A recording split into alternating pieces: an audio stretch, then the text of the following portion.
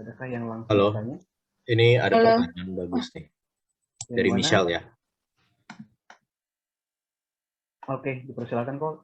Oke, Dari Michelle, silakan. saya langsung sambil bacain pertanyaannya ya.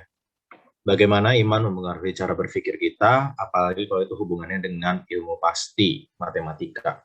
Bedanya profesor matematik yang Kristen dan non-Kristen apa? Secara matematis, itu nggak ada bedanya. Oke? Secara matematis, profesor Kristen atau non-Kristen akan menjawab 2 tambah 2 adalah 4. 1 tambah 1 adalah 2. Jadi nggak ada bedanya. Kenapa nggak ada bedanya? Karena itu anugerah umum Tuhan, kebenaran absolut dalam bahasa yang paling sederhana dalam matematika, Tuhan berikan kepada yang percaya dan enggak. Seperti Tuhan memberikan matahari kepada orang percaya dan enggak. Bedanya adalah, profesor non-Kristen akan menemukan 1 tambah 1, 2 tambah 2, sama dengan sekian, itu dari sebuah nuansa kebetulan. Karena proses evolusi sudah membawa manusia semakin cerdas, maka kita bisa menemukan 2 tambah 2 adalah 4. But that's it. Hanya digunakan untuk melakukan perhitungan saja. Nggak ada keindahan, nggak ada makna di dalamnya, hanya sebagai alat hitung. Profesor matematika seperti John Lennox akan berkata, enggak dong, kalau di hidup yang singkat ini, kita sebagai manusia debu tanah, bisa menemukan a little bit of truth, bahwa 2 tambah 2 sama dengan kekal 4, forever and ever after. Maka berarti di luar sana ada yang memberikan truth itu. Selain John Lennox, kayaknya Poitras juga mengatakan hal seperti itu di Redeeming Mathematics. Teman-teman bisa baca bukunya. Atau teman-teman bisa cari buku Logic dan Chance and the Sovereignty of God. Buku Poitras bahasanya ringan kok. Jadi dibaca aja, tapi jawabannya akan di sana. Bahwa sebagaimana matematika itu tidak pernah ada yang kebetulan, demikian juga hidup tidak ada yang kebetulan. Itu kira-kira jawaban yang membedakan prof matematik dan yang percaya Tuhan atau enggak. By the way, sedikit berbagi, jumlah ateis lebih besar itu bukan di natural science, tetapi di social science. Nanti saya akan jelaskan. Oke, terima kasih. Terima kasih Bung Kevin. Dari Michelle ada lagi mau ditanyakan? Bisa langsung open mic. Enggak, terima kasih jawabannya. Oh, oke, baik. Kita lanjut ke pertanyaan selanjutnya, diarahkan kepada Koniki yang ada di chat juga kok. Yang mana ya? Yang atas Cynthia agak kelewat ya tadi, yang Kevin baca di bawah ya. Saya balik dari ke Cynthia dulu ya, yang asal Bekasi itu. Silakan kok. Yang pertanyaan Kak Niki, apakah Instagram menggunakan genetic algorithm itu ya? Oke ya. Ya sebenarnya kalau mau bicara algoritma, memang dunia komputer menggunakan algoritma, itu otomatisasi. Supaya karena pekerjaannya terlalu masif kalau hanya dikerjakan oleh manusia begitu. Nah, memang nanti ini sangat menarik di dunia sosiologi. Kami sedang mempelajari bagaimana peran algoritma dalam nanti membentuk kultur dari masyarakat. Jadi teman-teman, algoritma ini kan sebenarnya tidak pernah netral. Dia punya satu agenda di belakangnya. Ya tentu agenda pembuatnya adalah meningkatkan interaksi. Makin tinggi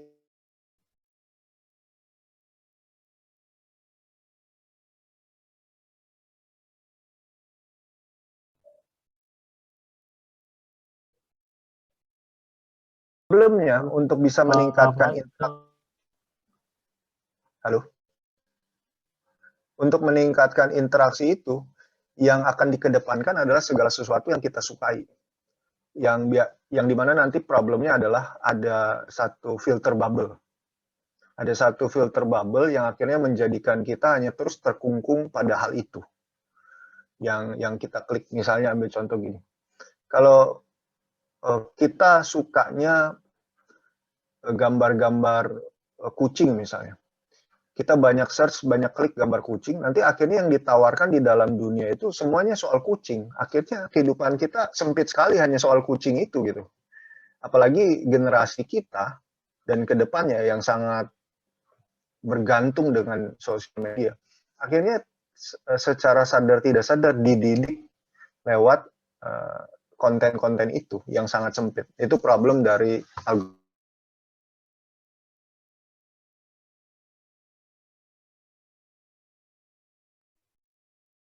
Halo Koniki. Halo. Koneksinya terputus deh. Iya, sepertinya koneksinya ada kendala. Iya. Lanjut dulu Baik, pertanyaan kita berikut. lanjut ya. Untuk di bawahnya tadi ada Calvin ya. Persilahkan Calvin, langsung bisa open mic.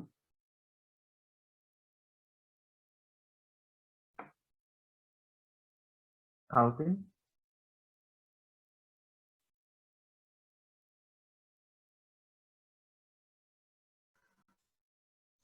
Adakah Calvin? Sorry putus. Tadi sampai mana? Mau dilanjut aja dulu atau gimana? Koneksinya di sana memadai kok atau seperti apa? Kalau tidak stabil, kita lanjut ke pertanyaan selanjutnya dulu. Coba lanjut aja dulu ya. Sebenarnya koneksi oke sih, tapi kadang dia drop tiba-tiba. Lanjut aja dulu. Oke. Ini udah jelas kok Niki, atau matikan video dulu kali kok sambil nunggu saya koneksinya bagus. Ya. Saya matikan aja dulu. Tadi saya terputus sampai mana ya?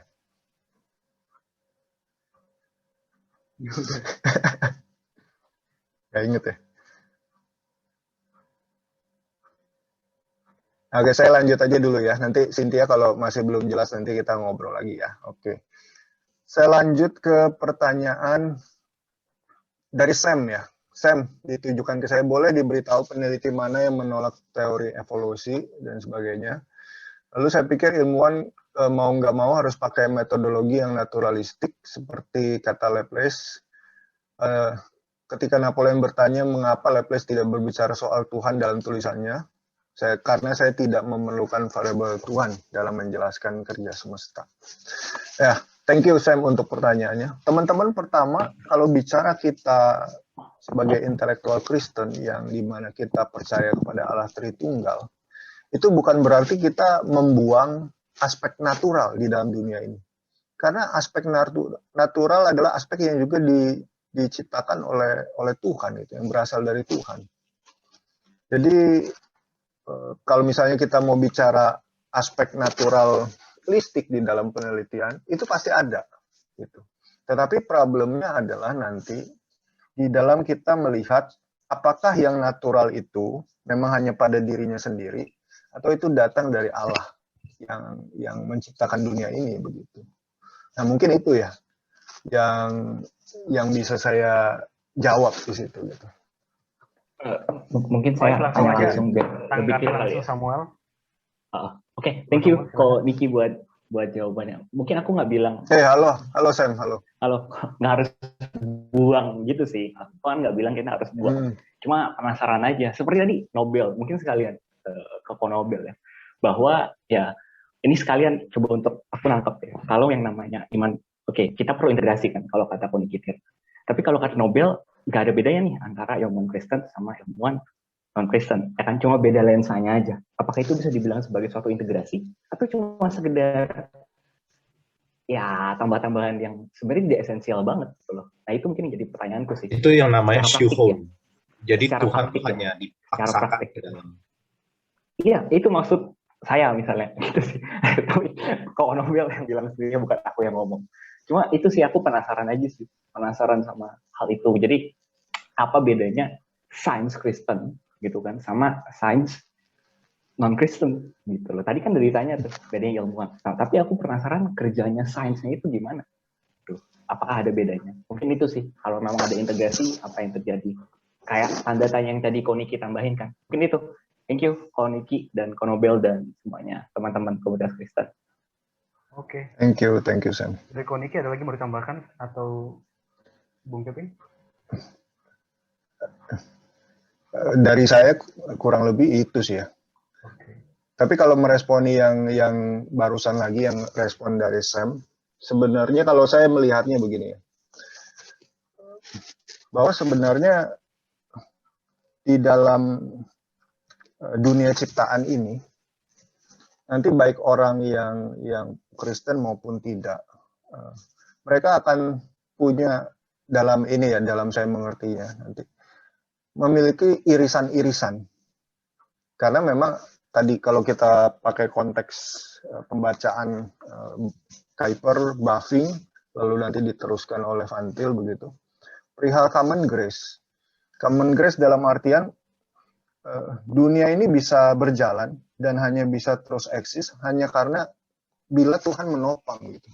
Kalau kita hanya akhirnya mengandalkan orang Kristen, itu terlalu bagi saya terlalu lambat, dan bahkan mungkin ya dunia udah keburu hancur duluan begitu.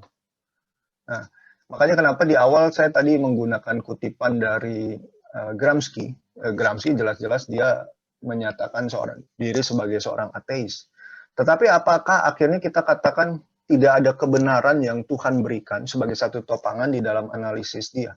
Saya percaya ada gitu. Karena analisis-analisisnya tetap relevan. Misalnya kritiknya terhadap peran intelektual yang seringkali bersifat tradisional, dalam artian melihat intelektualitas hanya putus lagi. Saya lanjutin sedikit ya, biar sedikit ngisi. Saya mau nanya ke teman-teman di sini.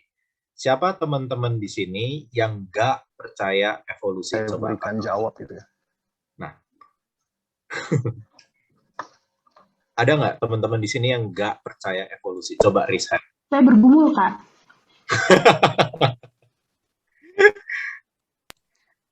Saya nggak percaya, Pak. Coba dikasih reaction. Kalau kasih reaction kan bisa lebih disurvey ya, lebih seru juga. Kalian nggak hanya nonton doang. Nih, kayak gini nih reactionnya. Raise hand, lower hand.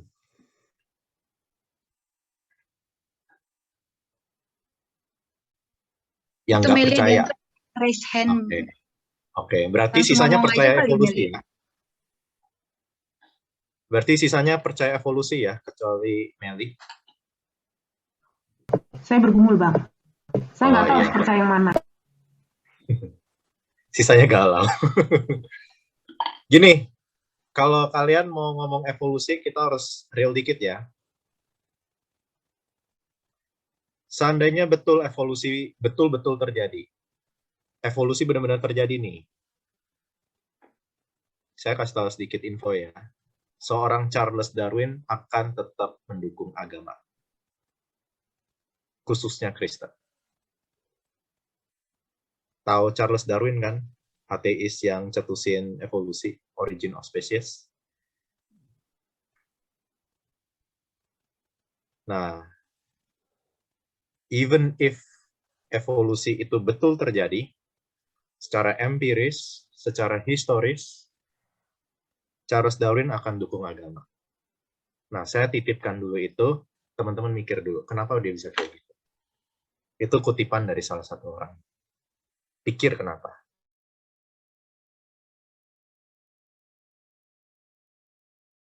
Oke, itu dari Keping.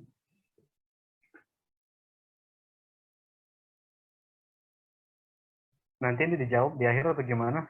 Bung Keping, atau Ya, kita lanjut ke pertanyaan nanti di akhir giliran ke nanti saya, ya? saya akan kasih jawab. Oke, siap.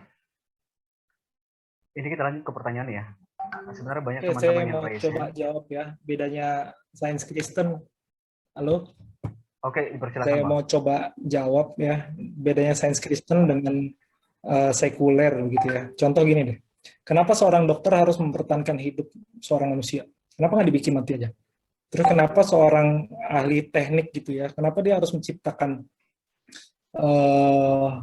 misalnya sebuah bangunan yang betul-betul bagus ya secara model, tetapi secara fungsi juga oke gitu. Atau yang mungkin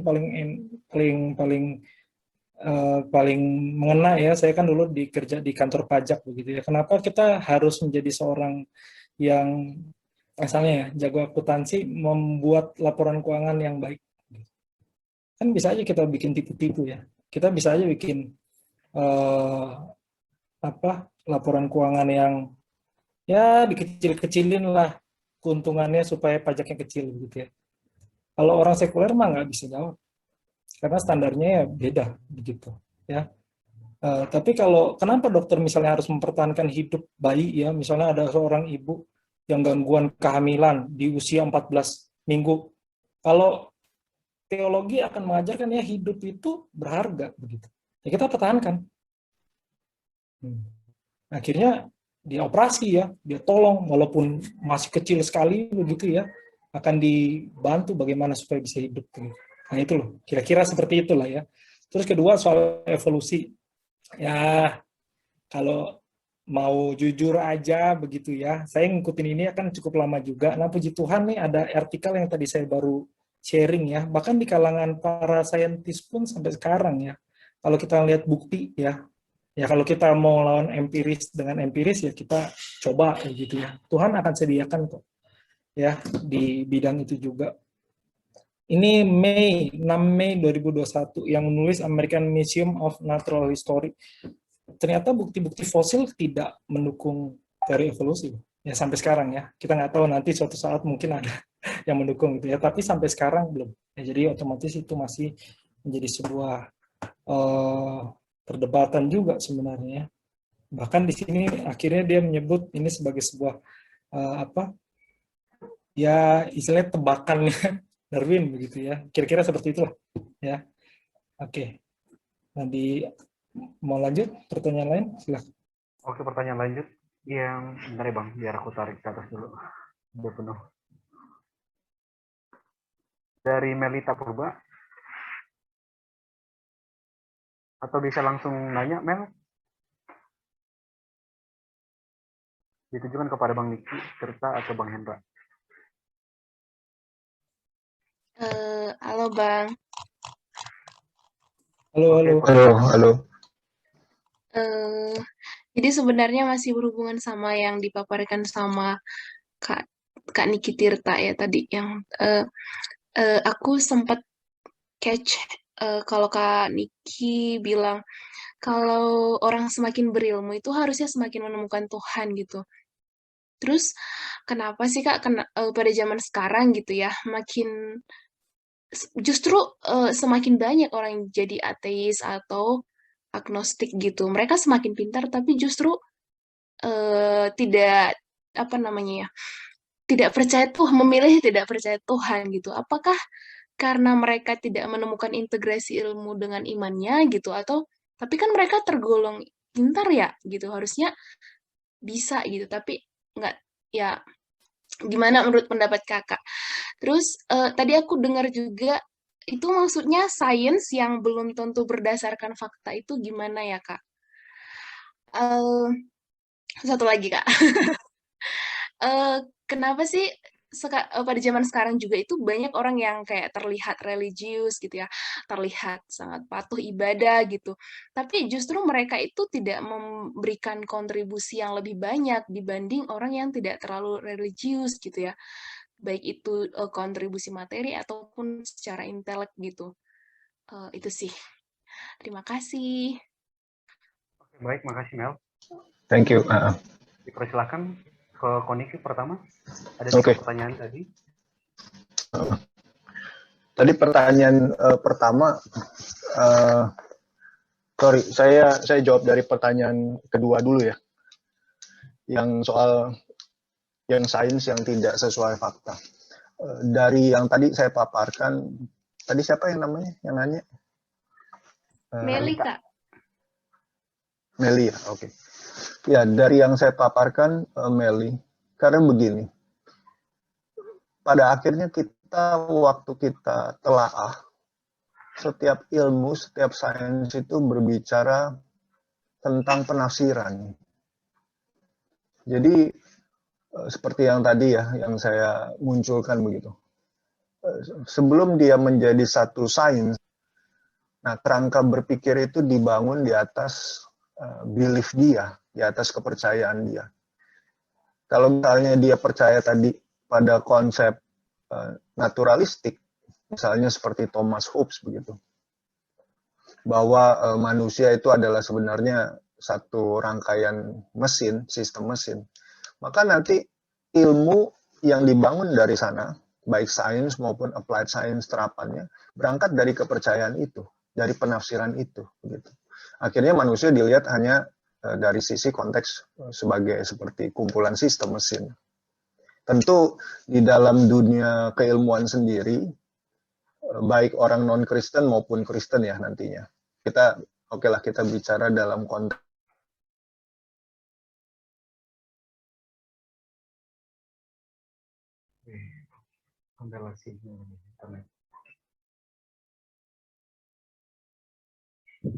perjalanan sejarah ilmu pengetahuan. Tapi yang pasti, ya, sorry saya putus-putus lagi atau saya putus-putus terus ya? Putus kok, iya benar. Iya nggak tahu, pas tanya jawab kok tiba-tiba ya putus-putus.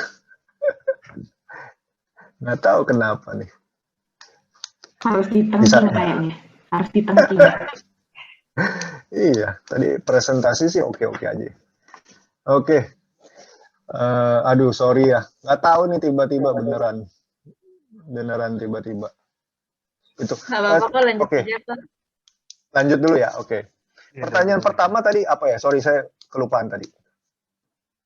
Nggak keburu kecatat tadi. Kenapa, kalau aku bisa nyimpulkan, kenapa pada akhirnya orang-orang yang pintar, mereka pada akhirnya harusnya dengan Oh iya, kepintaran mereka iya, menemukan ya, ketuhanan. Ya, ya. Halo? Ya, kedengaran kok, dipersilakan.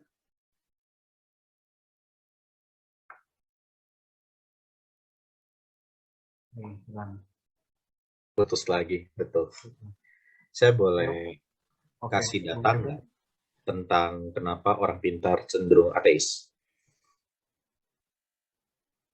Saya bukain datanya dulu ya. Sebenarnya orang pintar tuh banyak jenis.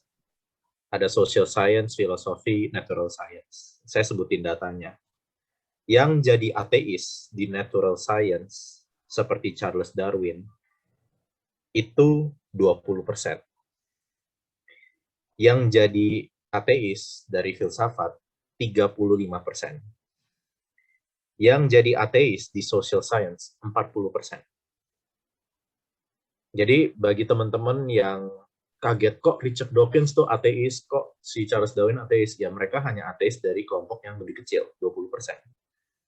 Kenapa Charles Darwin akan mendukung agama? Karena dia melihat justru orang beragama yang berpopulasi dengan baik melalui institusi pernikahan. Ateis tidak mau punya anak, maunya aborsi.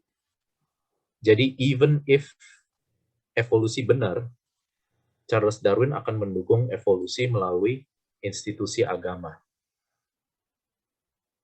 Make sense ya? Dan sebaliknya ditanyakan kenapa orang social science yang notabene paling banyak belajar banyak tentang loh, serius semua ateis, bukan semua ateis, sebagian besar ateis secara statistiknya kelihatan. Statistik Pew Research-nya ada. Kalau dilihat secara social science, justru jumlah ateis dari social science lebih tinggi. Even if dia banyak belajar tentang agama. Banyak sociologists of religion itu justru yang ateis. Kenapa bisa kayak gitu? Karena justru dipertanyakan. Itu dilihat bahwa orang yang belajar social science, dia menemukan lebih banyak penderitaan sehingga banyak yang nggak mau percaya Tuhan. Sedangkan seorang ateis dari natural science, dia akan lebih mudah percaya Tuhan sih. And it's by statistics. Sumbernya Sociology through the Eyes of Faith. Bisa dibaca. Oke, baik. Lanjut ke Bang Hendra, Bang. Tadi ada 3 pertanyaan. Oke, saya akan coba jawab ya. Yang pertama, kenapa sih orang yang setelah semakin dewasa gitu ya, banyak orang ateis atau agnostik. Jadi kemarin saya sempat ikut sebuah seminar yang bagus sekali dilaksanakan oleh Saat. Sebenarnya orang jadi ateis itu atau agnostik ini ya banyak penyebabnya ya, Bapak Ibu sekalian ya. Jadi kita nggak bisa otomatis bilang wah karena dia tidak belajar integrasi ilmu dan iman. Kadang-kadang memang sakit hati dia alami di gereja kok. Kita jujur aja lah, betapa banyak orang Kristen yang mengalami kepahitan di gereja. Ya, kekecewaan di gereja, ada yang mengalami pelecehan di gereja gitu ya. Atau dia lihat mungkin bapaknya pendeta tapi nggak benar gitu, majelis nggak benar apa nggak benar gitu ya, atau gereja tidak bisa menolong apa istilahnya hadir bagi dia, jelas ya orang seperti itu kan sakit hati ya, akhirnya banyaklah muncul ketidaksenangan, akhirnya kan sekali lagi ya kan seseorang itu tumbuh dalam presaposisi ya yang nanti akan dia terus pelihara, dan presaposisi itu terbentuk sepanjang kehidupan manusia. Nah, nanti suatu saat ya jelas orang yang terus-menerus benci sama gereja, dia akan membentuk pokoknya gereja salah. Dari awal idenya gereja salah. Jadi apapun yang dibilang orang Kristen pasti salah. Nah, dia akan berusaha dengan sekuat tenaga untuk ke arah sana. Ya. Terus kedua ya memang ya salah satunya mungkin gereja kurang memperlengkapi jemaat juga ya, karena sekali lagi ya tadi tujuh ciri diri yang hampa itu juga di alam gereja. Sekarang banyak kan orang seminar, misalnya seminar Allah Tritunggal ya misalnya, berapa yang datang? Tapi kalau seminar pacaran ya, pernikahan Kristen, waduh ya ribuan orang. Ya kelihatan ya orang memberlakukan apa ilmu agama itu untuk apa? Ya jelas untuk diri sendiri aja begitu. Ya itu yang agak bahaya ya. Nah, gereja harus berpikir untuk memperlengkapi orang. Suatu saat kita belajar ya bukan cuma untuk masa yang sekarang aja gitu loh. Kita harus berpikir lebih jauh ke depan. Suatu saat bisa memberkati banyak orang dan bahkan menjawab pertanyaan orang-orang yang ragu gitu. Ya. Dan yang selanjutnya sains belum tentu berdasarkan fakta. Nih ada satu hal yang lucu ya, karena istri saya dokter ya. Kami pernah berbincang soal ini ya. Jadi Bapak Ibu sekalian, dulu ada masa di mana ilmu kedokteran itu ya percaya ya, sains kedokteran percaya bahwa cara menyembuhkan seseorang itu adalah dengan mengeluarkan darahnya. Ya. Dan ada salah satu top presiden sebuah negara, karena apa? Karena ketika dia sudah gawat darurat gitu malah darahnya seperti itu. Atau di suatu saat ya ketika orang dalam kedokteran mereka percaya cuci tangan itu ya di baskom, bukan di air mengalir gitu ya, dan itu masuk dalam rekomendasi pembersihan misalnya begitu. Akhirnya banyak yang mati lah karena cuci tangannya diobok-obok begitu ya, virusnya dari satu orang ke orang lain begitu ya. Bayangkan, saya itu bisa salah loh. Dan sekarang kita lihat lah ya tentang vaksin. Awalnya Sinovac dibilang 2 minggu, ternyata 28 hari begitu ya. Berubah terus kan. Jadi ada revisi. Jadi sains itu mencoba untuk menemukan fakta. Tapi apakah setiap hasil sains gitu ya, misalnya jurnal ilmiah segala macam sudah pasti berisi fakta ya belum tentu gitu ya. Terus mengapa banyak orang yang religius terlihat sangat patuh ibadat tapi tidak memberi kontribusi lebih banyak dibandingkan dengan yang tidak terlalu religius? Ya, belum tentu juga. Ya, saya punya teman ateis juga nggak ngapa-ngapain dalam hidupnya gitu ya. Ya, jadi kita nggak bisa samaratakan begitu ya, Bapak Ibu religius tapi ya banyak gitu ya. Kenapa begitu ya? Karena keagamaan itu sekedar untuk kepentingan diri kok. Ya, yang penting saya selamat masuk surga, Tuhan memberkati saya begitu ya. Nah, kalau kita lihat tadi 7 ciri diri yang hampa ya, salah satunya individualistik dan rasistik. Jadi kenapa saya beragama? Karena agama bermanfaat untuk saya. Kenapa saya datang ke gereja ini? Karena gereja ini bisa melimpah-limpahkan berkat gitu ya kepada saya. Nah ini yang bahaya begitu ya. Akhirnya dia tidak pernah memikirkan kehidupan kekristenan saya harus menjadi berkat bagi orang lain. Nah, itu yang bahaya. Makanya Bapak Ibu sekalian, doktrin itu penting. Kenapa doktrin itu penting? Karena cara pandang kita akan menentukan bagaimana kita bertindak, itu aja. Ya jadi akhirnya banyak lah ya. Saya dulu juga pernah di sebuah gereja majelis mantep gitu ya. Hebat gitu ya. Versi mereka, tapi kerjanya tukang mabuk segala macam, itu juga bahaya sekalian ya. Nah, itu Halo Bang Hendra, karena apa kayak ya, sinyalnya juga ada yang kendala Bang. penting saya selama sore itu aja sih. Ya itu bahaya ya. Bang Hendra, Halo Bang Hendra, Ya kayaknya saya koneksinya ada ikut kendala sebuah Bang. gereja karena kesukaan saya misalnya gitu. Ya gitu aja lah ya, kira-kira seperti itu. Silakan. Oke, baik Bang Hendra, makasih. Untuk Oh kondisi gitu ada ya, terakhir. tadi putus sampai mana? Udah selesai kok Bang. Udah Ya kedengaran halo tadi halo dia. halo, putus tadi sampai mana? Oh iya, Dia kedengaran Bang, tapi dia ada putusnya putus-putus kok Bang. sampai mana? Saya tutup video aja ya. Iya benar. Tadi Jemaat ke gereja yang sampai sesuai mana apa yang dia putusnya? mau. Tapi kedengaran kok Bang, tapi cuman ada putus-putusnya, ada nge-lag gitu. Bang? Putus Halo ya. Bang Hendra. Oh, Iya, putus. tadi putusnya saya sampai mana ya? Oh gitu ya. Oke.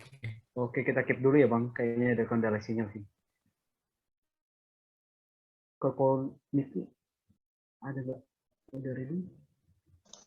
Iya, saya juga heran tiba-tiba putus sambung. Saya udah keluar berapa kali ini dari tadi. Nggak tahu Saya kenapa. boleh tanggepin yang Bang Hendra jawab? Gimana, Bung Kevin? Saya tanggepin yang Bang Hendra berikan. Oke. Salah satu sisi kenapa gereja itu nggak bisa memproduksi pengetahuan, karena gereja terlalu banyak bicarain politik. Kalau bukan politik, ekonomi. Itu langsung dua hal. Kalau bukan cuan, kuasa. Akhirnya nggak mau pentingin pengetahuan. Padahal sebenarnya agama yang paling dekat dengan pengetahuan juga. Agama banyak mudah digerakkan untuk kuasa. Itu ada satu studi, saya posting lagi, yang membuktikan keterkaitan dengan kuasa seperti apa. Kalau teman-teman belajar narcissism atau narcissistic personality disorder secara psikologi, itu menunjukkan keinginan manusia untuk berkuasa.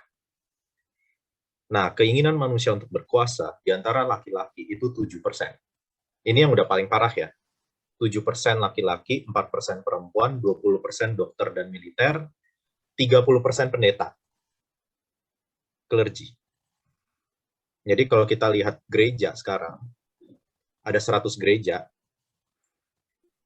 30 gereja itu bermasalah. Sepertiga. Jadi 30% dibandingkan populasi normal. Kalau populasi normal bilang lah, antara male and female, ya ambillah 5,5 gitu ya. Kita itu 30% di gereja. Jadi tendensi untuk berkuasa itu sangat tinggi.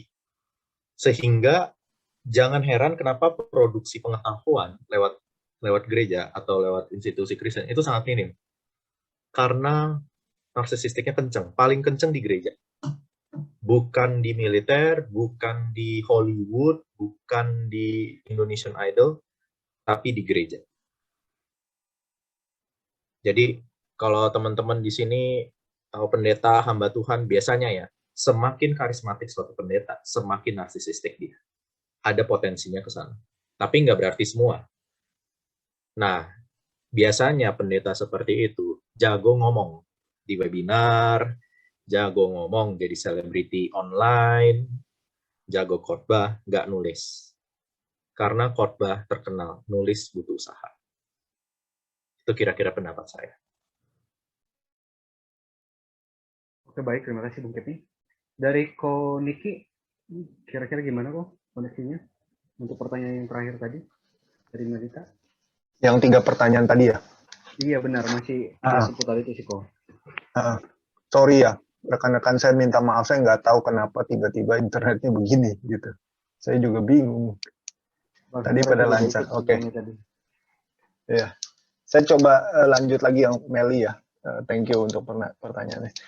Yang pertanyaan pertama, kenapa banyak orang yang pandai, yang intelek justru makin jauh dari Tuhan gitu, di tengah-tengah proses pembelajarannya, proses dia beraktivitas secara intelektual gitu. Kembali lagi, kita coba menjawabnya dari sudut pandang perspektif Kristen begitu.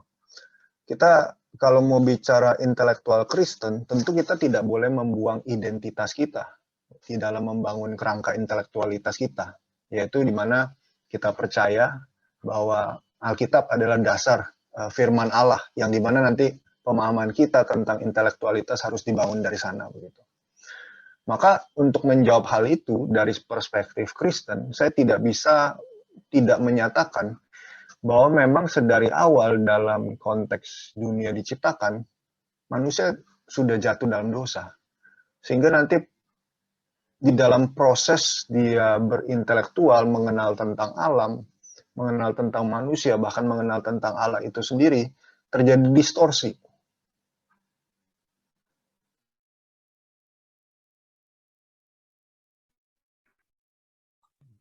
Kok Niki mungkin boleh matiin itunya aja kok videonya.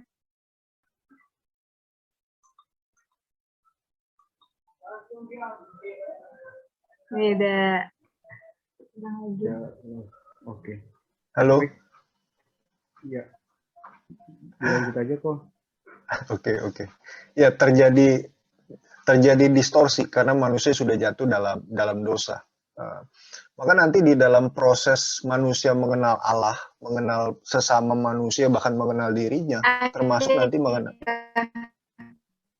mengenal alam, itu distorsi dari kejatuhan manusia itu yang akhirnya membuat manusia yang tadinya sebelum dunia jatuh dalam dosa, di dalam manusia mengenal alam ciptaan, itu makin mengenal Allah. Di dalam manusia berelasi dengan sesama manusia, mereka makin melihat ciri khas dari ciptaan Allah yang Tuhan nyatakan di dalam dunia. Gitu. Nah itu ada problem, kita nggak bisa buang implikasi dari dosa. Begitu. Nah itu untuk pertanyaan pertama. Pertanyaan ketiga, tadi ketiga apa ya? Itu kenapa banyak orang-orang yang religius tetapi sumbangsinya semakin minim lah. Oh iya, betul. Oke, sip, thank you, Mardi. Kita tidak bisa lepas dari perjalanan sejarah, teman-teman. Di dalam kekristenan ada bagian di dalam sejarah yang dimana semangat anti-intelektualisme masuk ke dalam gereja. Itu sejarah, kita tidak bisa deny. Karena pada sisi yang lain, memang ini nanti konteks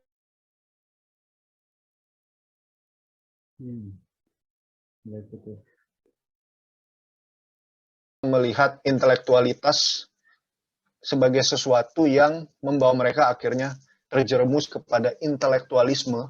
Jadi bedakan ya antara intelektualitas dengan intelektualisme. Akhirnya secara singkat, akhirnya gereja malah makin liberal. Liberal dalam artian melihat banyak bagian dari Alkitab yang dirasa tidak masuk akal. Ambil contoh. Kristus itu Tuhan, sekaligus manusia. Itu tidak masuk akal. Kalau manusia ya manusia, Tuhan ya Tuhan. Akhirnya kan kita melihat pandangan di dalam kekristenan yang menyatakan Yesus itu bukan Allah. Yesus itu manusia, dia guru moral yang sangat baik. Tentu kita tetap bisa belajar dari dia. Nah, negasi atau upaya ekstrim untuk melawan hal ini akhirnya menjadi satu jebakan baru bagi gereja, melihat, oh intelektualitas ternyata membawa orang makin tidak percaya pada Tuhan. Mari kita buang semua. Akhirnya lahirlah satu gerakan lain, anti-intelektualisme. Nah ini yang sebenarnya mempengaruhi cukup panjang di dalam gereja, sehingga akhirnya gereja, terutama nanti orang-orang yang di dalamnya, makin kehilangan signifikansinya di dalam sumbangsih bagi pengetahuan. Itu mungkin Meli yang bisa saya jawab ya. Oke, baik. Terima kasih kok. Harap semoga jelas ya. Sorry teman-teman, di layar saya ini teman-teman freeze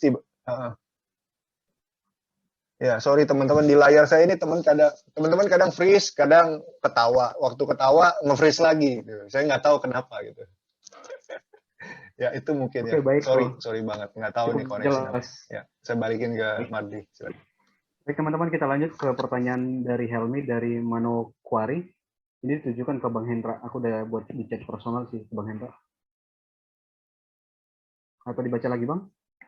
Bagaimana solusi untuk mereka yang selalu saja mencari alasan untuk stay dalam hidup yang pasif ya, memelihara kehampaan dalam dirinya. Bagaimana respon kita sebaiknya seandainya mereka itu salah satu dari teman atau saudara kita.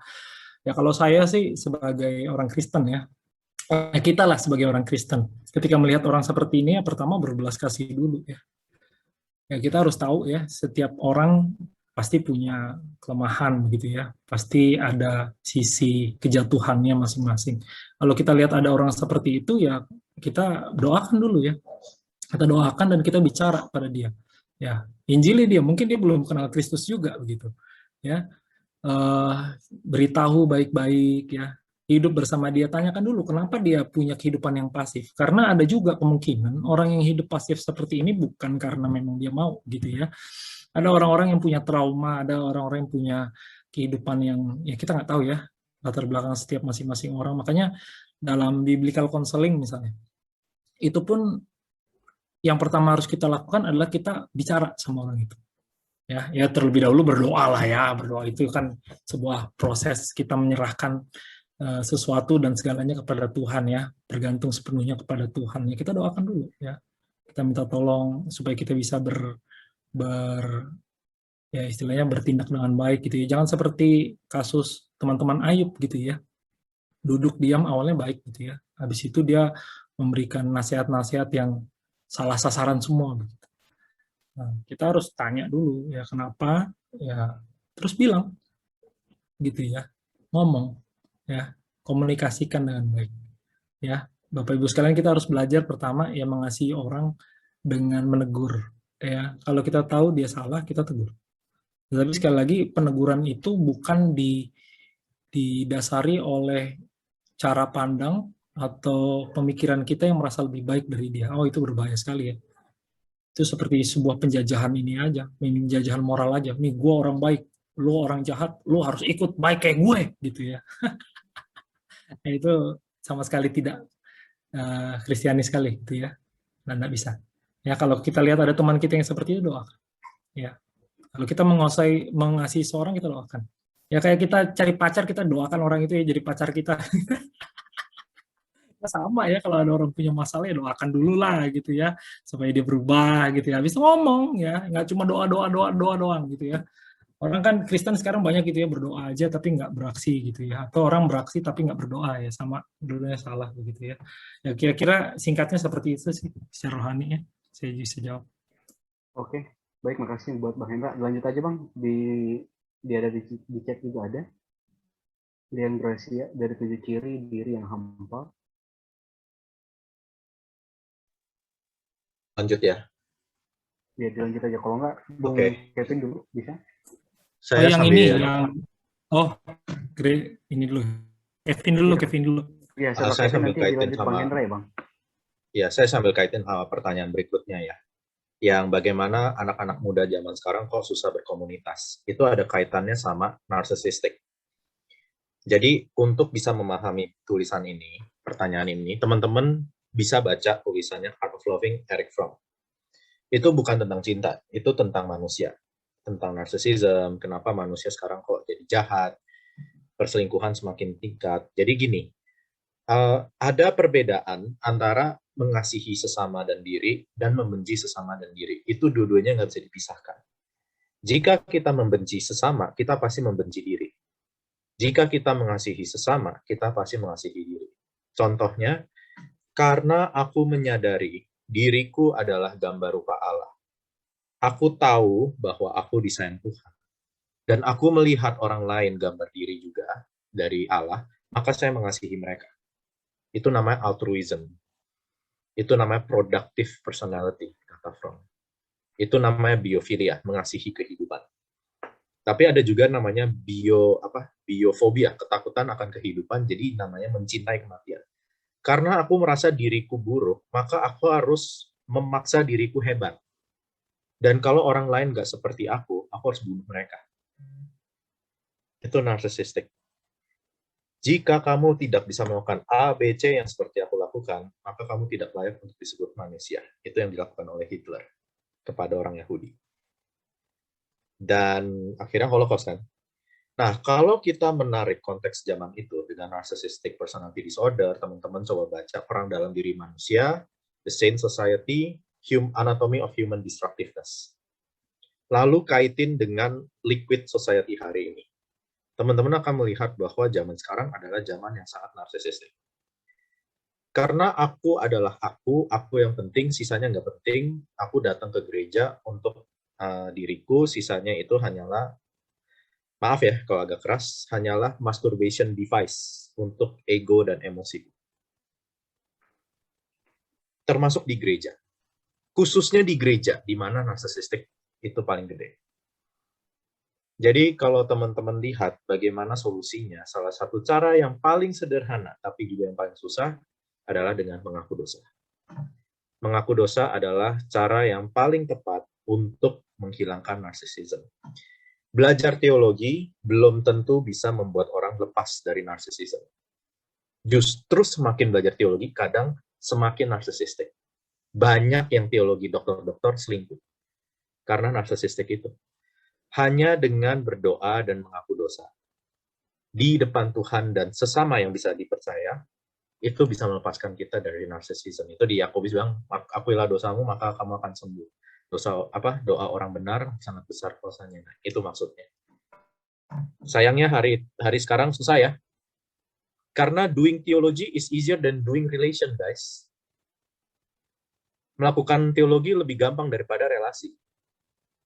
Karena teologi it's convenient, kayak pornografi. Diterima, dikonsumsi, terus dienak-enakin di dalam pikiran. Beda sama relasi. Butuh penyangkalan diri, kerendahan hati, keterbukaan akan dosa. Itu yang sangat susah zaman sekarang. Mungkin di antara yang kita, anak sulung, mungkin nggak semua teman belajar teologi. Saya belajar teologi.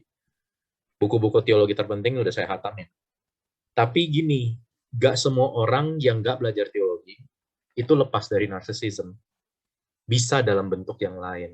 Seperti anak bungsu itu. Gitu.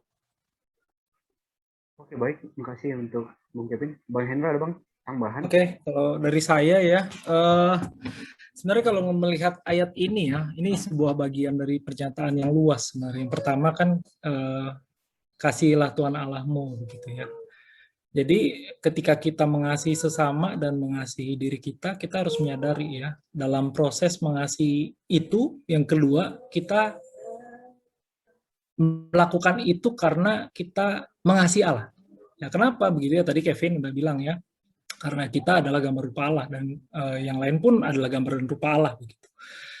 Nah, jadi yang berbahaya adalah ketika kita melihat ayat ini dan berhenti di kasihi diri sendiri aja. Yang kita lupa harus kasih sesama begitu ya. Mengasihi sesama seperti mengasihi diri. Kan banyak orang bilang, wah kalau gitu kita mengasihi semua orang loh. Ya, yang LGBT nggak apa-apa lah hidup dalam ke-LGBT-annya gitu ya. Kita mengasihi dia nggak apa-apa lah. Karena dia cinta, karena dia pengen, ya biarin aja begitu ya. Enggak juga. Kita mengasihi orang lain begitu ya, dalam ranah kita mengasihi Tuhan. Kita rindu dia hidup sesuai dengan apa yang Tuhan mau begitu. Dan kita melihat bahwa mengasihi sesama seperti mengasihi diri. Yang paling gampang gini loh, golden rules ya. Kalau kamu mau melakukan apa yang mau orang lain lakukan kepada kamu, lakukan itu. Gitu. Itu kan golden rules-nya Kristen gitu ya. Kalau yang non Kristen kan apa yang tidak mau orang lakukan kepadamu jangan lakukan begitu ya. Kalau kita apa yang mau orang lakukan kepada kita lakukan, ya sama ya. Kalau kita mau dikasih orang, ya kita kasih mereka begitu ya. Tapi sekali lagi, kenapa kita melakukan itu? Karena kita terlebih dahulu udah dikasih Tuhan.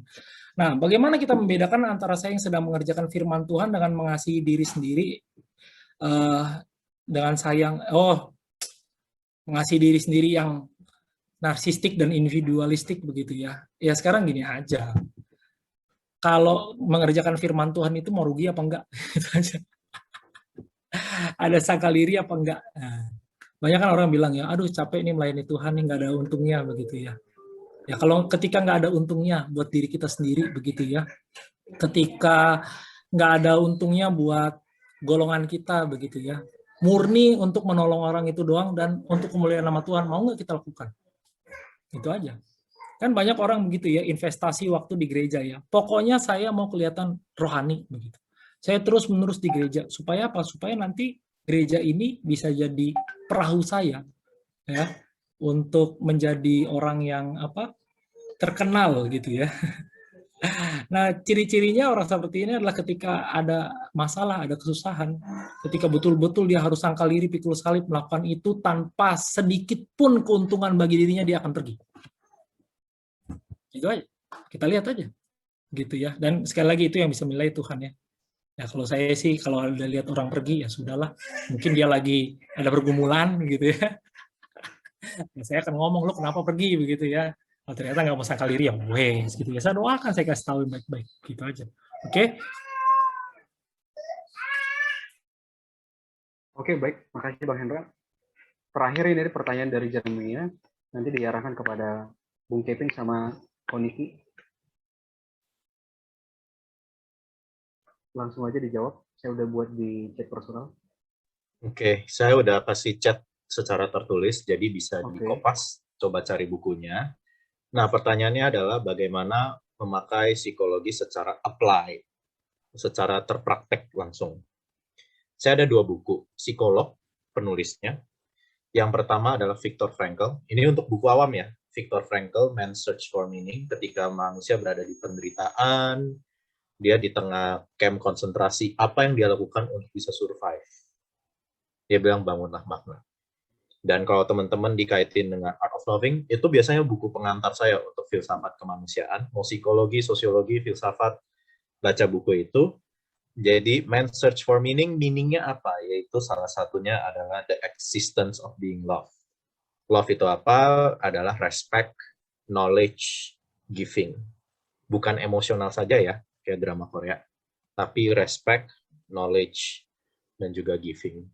Dan latihanlah respect melihat sesama dari sudut pandang orang lain. Mengenal namanya, mengenal tanggal lahirnya, mengenal keluarganya, dan give apa yang dia bisa lakukan. Oh, mungkin ada satu lagi. Teman-teman pasti tahu 5 Languages of Love dari Gary Chapman. Ini adalah cara praktis juga untuk belajar bagaimana kita bisa mengasihi. Mengasihi itu bukan as in merasakan cinta. Itu bukan mengasihi, itu bucin. Tapi yang diperlukan adalah bagaimana kita bisa practice in caring for another person. Semoga bisa membantu buku-bukunya. Nanti kalau butuh pertanyaan, kontak saya di Instagram, saya bisa tawarin lagi buku-buku lain. Gitu ya, terima kasih. Oke, makasih Bung Kevin. Lanjut, Koniki.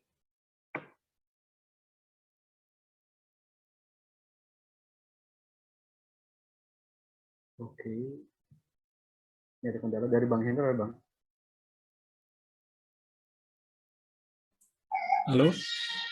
Ya, dari Bang Hendra untuk pertanyaan yang sama, Bang. Sekalian untuk closing statement untuk acara hari ini dari Bang Hendra. Oh, yang mana? Yang life hacks ya? Iya, benar. Ya, sebenarnya ya, saya melihat banyak buku-buku self-help sebenarnya nggak meng-help ya. Yang muter-muter pada ini aja, pada pemenuhan diri. Sekali lagi, Bapak Ibu sekalian, kalau kita terus mencari ke dalam diri kita sendiri, kita nggak akan ketemu apa-apa. Ya, kita diciptakan oleh Tuhan dengan definisi dari Tuhan, kita harus kembali ke Tuhan. Itu aja. Ya. Terus yang kedua, tadi ada pertanyaan dari Meli ya, sebagai respon. Kalau faktornya dari luar gereja menggoyahkan, apakah artinya inteleknya nggak cukup kuat mempertahankan imannya secara personal?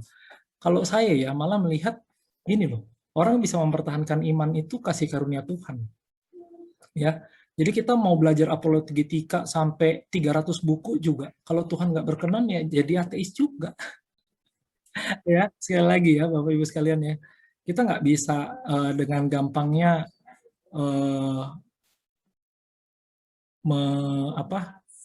memindahkan ya atau membuang aspek kasih karunia Tuhan dari situ. Begitu. Zakir Naik itu sudah baca Alkitab mungkin puluhan kali ya, Bapak Ibu sekalian ya. Kenapa dia nggak percaya? Dia sudah baca buku teologi Kristen juga, kenapa dia nggak percaya? Ya, itu aja. Ya.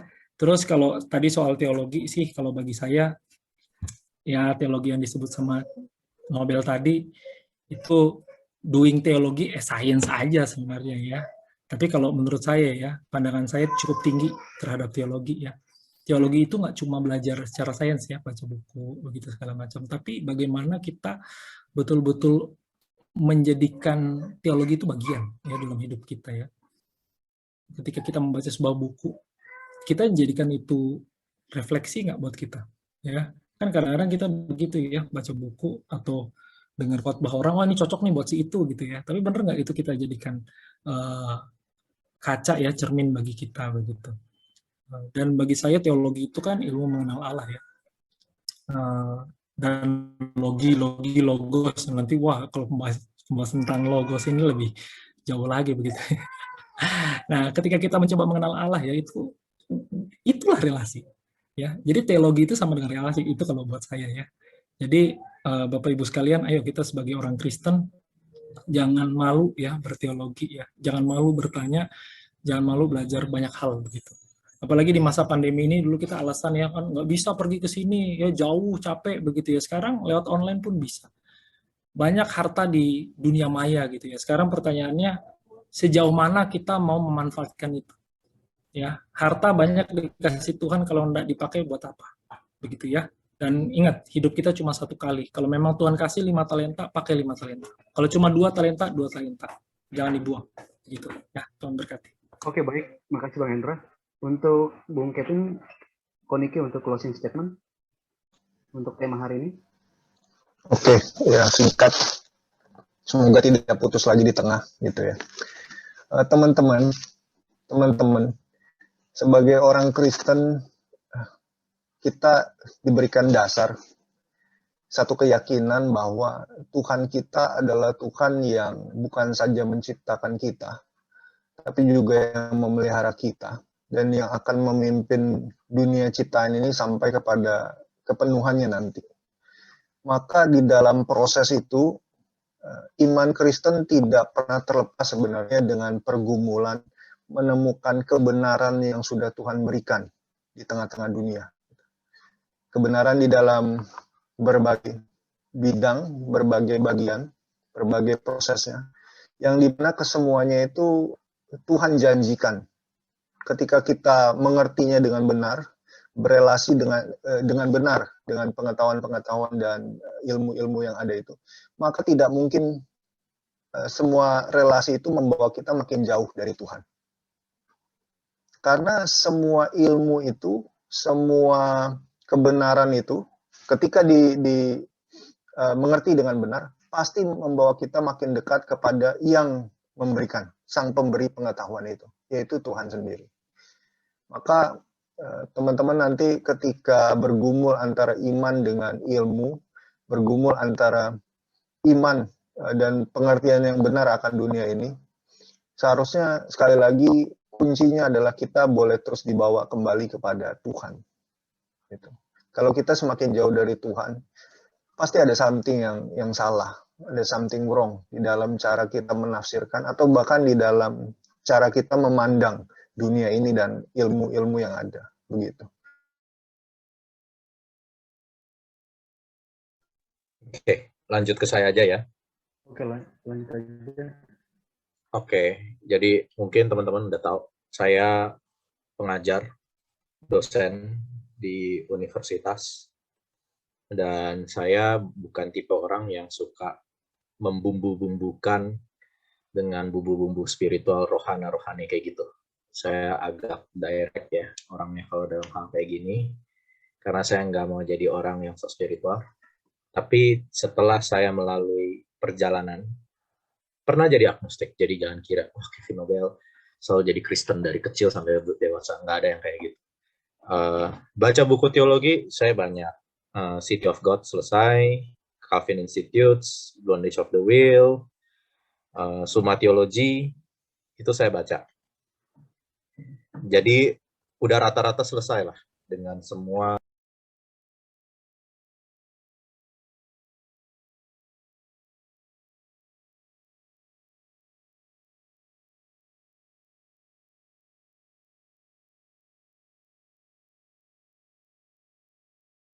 baca kitab suci, doa tiap hari kalau mau tumbuh. Itu saja yang bisa saya berikan. Karena nyatanya saya bertumbuh dengan baca kitab suci dan doa tiap hari. Bukan dengan segala kehebatan yang talenta itu. Tapi dengan baca kitab suci, doa tiap hari. Sola Gratia. Terima kasih.